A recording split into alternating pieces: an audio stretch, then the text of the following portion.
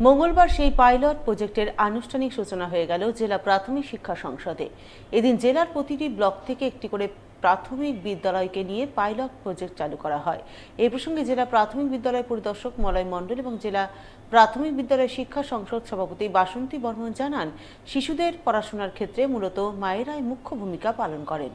তাই শিশুদের প্রাথমিক শিক্ষার মানোন্নয়নে মায়েদের আরও বেশি বেশি করে অংশগ্রহণ বাড়াতে তারা পাইলট প্রজেক্ট চালু করলেন। এই প্রজেক্টের অধীনে মায়েরা বিদ্যালয়ের পঠন পাঠন, পড়ুয়াদের উপস্থিতি, মিড ডে মিল ইত্যাদি নানান বিষয়ে খোঁজ খবর রাখবেন, যাতে শিশুদের প্রাথমিক শিক্ষার মানোন্নয়ন ঘটে। আমরা একটা পাইলট প্রজেক্ট করছি। অ্যাকচুয়ালি মায়েদের শিশু শিক্ষায় এলিমেন্টারি লেভেলের যে শিক্ষা ব্যবস্থা, তাতে আমরা এটা করতে চাইছি, যেটা যে মায়েদের আরও বেশি করে অংশগ্রহণ। তারা যদি ছাত্রছাত্রীদের নিয়ে তার নিজের শিশুদের সঙ্গে সঙ্গে একটা প্রাথমিক বিদ্যালয়ের অন্যান্য শিশুদেরও দেখভাল করার দিকে এগিয়ে আসেন একজন মা হিসেবে, তাহলে কিন্তু তাদের যে শিক্ষা যে অগ্রগতি বা তাদের যে সার্বিক বিকাশের দিকটা, সেটা অনেক বেশি করে হতে পারে শিশুদের।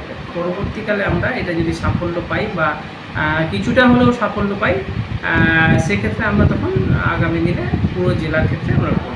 এখানে মায়েরা যেহেতু বাচ্চাগুলো মায়ের কাছে বেশি থাকে, মায়েরাই পড়াশোনা দেখেন, ওই জন্য মায়েদেরকে নিয়েই এটা প্রোগ্রামটা স্টার্ট হচ্ছে।